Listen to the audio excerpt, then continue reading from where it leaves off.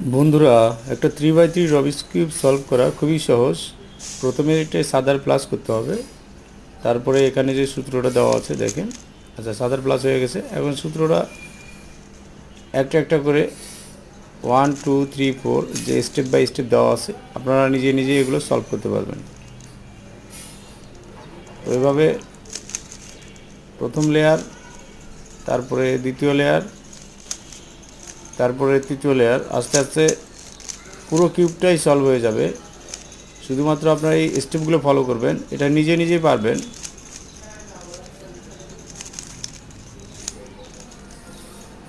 তারপরে যেটা দিচ্ছি এটা ঠিক যেভাবে আছে এভাবেই দিবেন।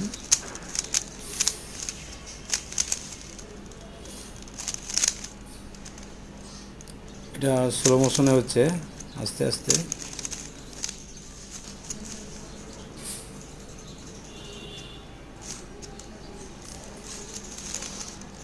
হলুদের প্লাস হয়ে যাবে।